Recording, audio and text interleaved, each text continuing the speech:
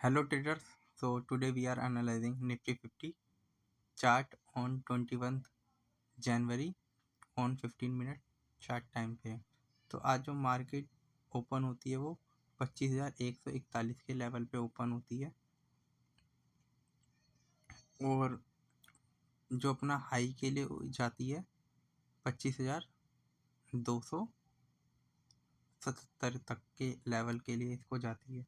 ठीक है, उसके बाद वहाँ से लगातार एक सेलिंग प्रेशर देखने को मिलता है जो कि लगभग 11 बजे तक चलता है और 11 बजे करीब अपना इंट्राडे लो बनाती है 24,920 का, जो इसका इंट्राडे लो होता है। और उसी के बाद 11 बजे से एक रिकवरी साइन दिखता है और मार्केट लगभग उस टाइम पे हाई बनाने के लिए जाती है 25,293 के, 25,293 रुपये का। अगर आप देखेंगे तो लगभग 300 पॉइंट की अपसाइड देता है और उसके बाद फिर मार्केट लगातार गिरावट देता है और आखिरी में मार्केट 25,170 150 के लेवल पे अप हो जाता है। तो अगर आप मार्केट को अगर आप देखेंगे तो जो फर्स्ट 15 मिनट पे कैंडल पे जिन लोगों ने ट्रेड लिया होगा, मान लीजिए जिन्होंने शॉर्ट करने चाहा, तो उसके बाद उन सबका स्टॉप लॉस लेके गए और फिर मार्केट को डाउन किया। ठीक है, तो कुछ इस तरीके से आज का मार्केट था।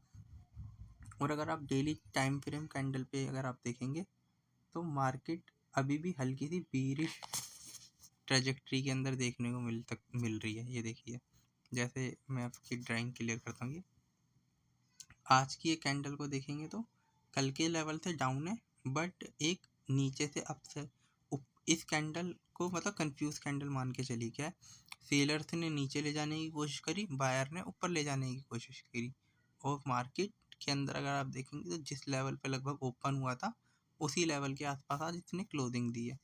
और अभी मैं जस्ट रिसेंट के अंदर ही एक न्यूज़ देखिए कि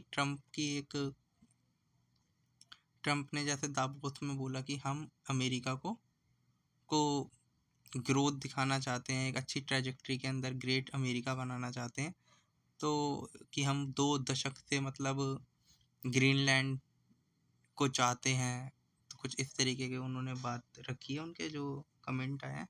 बट अभी रिसेंट में भी न्यूज़ में नीचे देख रहा था तो वहाँ पे उन्होंने बोला है कि इंडिया से हम एक अच्छी डील करने जा रहे हैं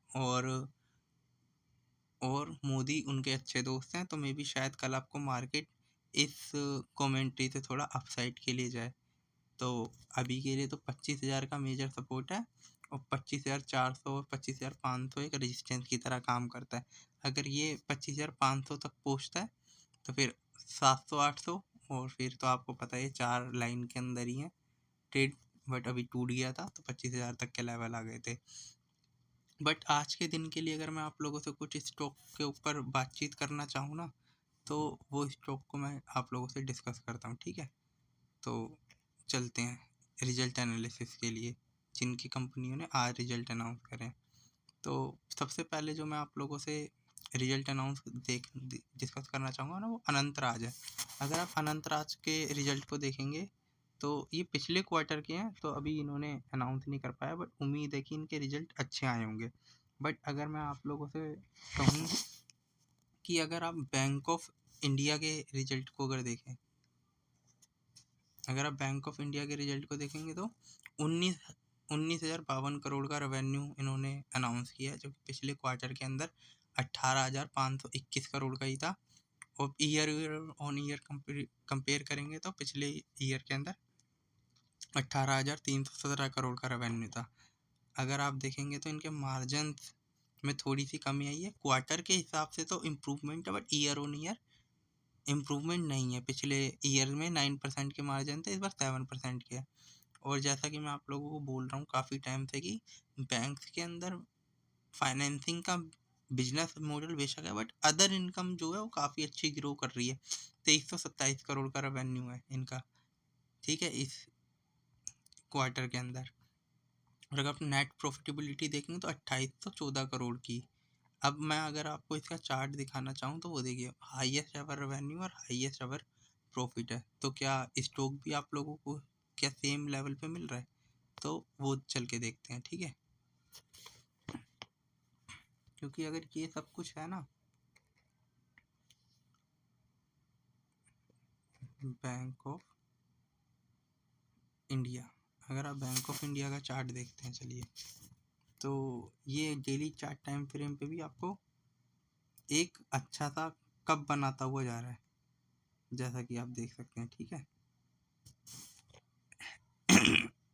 और अगर आप ये देखेंगे तो ऑलरेडी मेरी पुरानी डाउन ट्रायंगल लगी हुई है, और इसने अपना कप का ब्रेकआउट करके ऊपर के लिए भी डैप लेने के लिए जाएगा। तो मतलब आप इसको 200 तक के लेवल तक के लिए पिक कर सकते हैं, अगर आप कप का पैटर्न समझते हैं।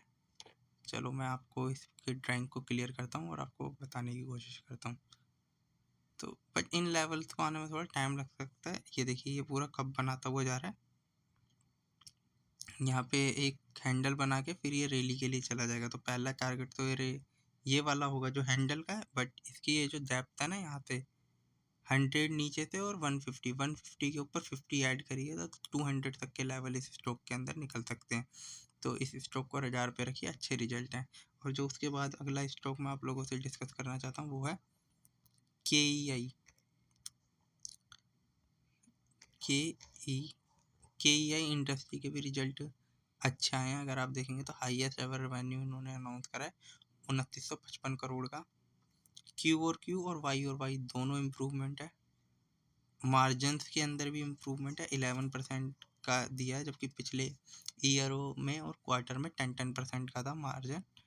और अगर आप नेट प्रॉफिटेबिलिटी को देखने के लिए जाएंगे तो 235 करोड़ रुपए का रेवेन्यू है, मतलब नेट प्रॉफिट है, जो कि पिछले क्वार्टर के अंदर 204 था और पिछले ईयर के अंदर 165। वैसे तो ये स्टॉक मैंने आप लोगों से कल भी डिस्कस किया था कि इस स्टॉक के अंदर अच्छे रिजल्ट आएंगे तो एक अच्छी इम्प्रूवमेंट देखने को मिल सकती है। तो अब वो देखते हैं क्या है KEI इंडस्ट्री। क्योंकि अगर आप देखें तो मार्केट के अंदर काफ़ी प्रेशर है, तो ये स्टॉक भी डाउन है, क्योंकि सेलिंग प्रेशर तो हर जगह ही है ना। तो जिस तरीके का ये यहाँ पे सपोर्ट लेगा, यहाँ पे 3700 के आसपास, मैं आपको कल बताया भी होगा कि ये लगभग यहाँ पे 3700 के आसपास लिक्विडिटी लेने के लिए यहाँ तक आ जाएगा और फिर एक रैली के लिए चला जाएगा। तो जिस तरीके की कैंडल है, तो यहाँ से इसको 4400 ऑल टाइम हाई के लिए पिक करना चाहिए, क्योंकि अगर कोई कंपनी हाईएस्ट अवर रेवेन्यू दे रही है और हाईएस्ट अवर प्रॉफिट अनाउंस कर रही है तो उस स्टॉक को भी ऑल टाइम हाई के आसपास ही होना चाहिए। बट अगर आप इस स्टॉक को देखेंगे तो अभी ये अपने ऑल टाइम हाई के आसपास से अगर आप देखें तो लगभग 13% डाउन है, मे बी और डाउन चला जाए, बट हाँ यहाँ से एक अच्छी रैली देखने को मिल सकती है। जो नेक्स्ट आप लोगों से मैं रिजल्ट एनालिसिस करना चाहूँगा उसका नाम है सुप्रीम इंडस्ट्री। सुप्रीम इंडस्ट्री को डिस्कस करने का लिए इसलिए इसमें भी अगर आप देखेंगे तो इनके मतलब एक ईयर के अंदर कंपेयर करेंगे तो पिछले ईयर से दिसंबर 2024 से, तो वहाँ पे लगभग पिछले साल इन्होंने 2510 करोड़ की रेवेन्यू सेल्स अनाउंस की थी। इस बार 2687 करोड़ की है, जो कि पिछले क्वार्टर के अंदर 2394 करोड़ की थी। और अगर आपको मैं बताऊं, मार्जिन सिमिलर ही हैं 12% के, और नेट प्रॉफिटेबिलिटी के अंदर हल्का सा डाउन है। 153 करोड़ रुपए का इनका नेट प्रॉफिट आया है, पिछले क्वार्टर के अंदर 165 करोड़ था, और 187 करोड़ पिछले ईयर के अंदर था। मतलब रेवेन्यू में बढ़ोतरी हुई है, बट रिजल्ट के अंदर वो आपको देखने को नहीं मिला, क्योंकि नेट प्रॉफिटेबिलिटी कम हुई है। तो ये देखने के लिए है। तो इस स्टॉक का भी चार्ट पैटर्न देखते हैं, इसके अंदर में सेलिंग प्रेशर देखने को मिल सकता है, ठीक है। सुप्रीम इंडस्ट्री, ये गलत चार्ट खोल लिया। सुप्रीम इंडस्ट्री, तो ये स्टॉक भी है ना अपने टाइम का एक फेवरेट स्टॉक में से है। ऑलरेडी अगर आप ये देखेंगे तो 50% डाउन है, ठीक है, ऑलमोस्ट 50% के आसपास। और आज भी इसके अंदर एक सेलिंग प्रेशर सा देखने को मिला, और मे बी ये स्टॉक के अंदर थोड़े टाइम के अंदर एक रैली सी देखने को आ जाए, बट हाँ एक वैल्यू बाइंग की तरह आप इस स्टॉक को देख सकते हैं। तो जो भी मैंने स्टॉक है, जो भी एनालिसिस किया, वो ओनली फॉर स्टडी पर्पस है और किसी भी तरीके की बाइंग और सेलिंग रिकमेंडेशन नहीं है। मेरे चैनल को आप लाइक करें, सब्सक्राइब करें। सनम ट्रेडिंग। Thank you.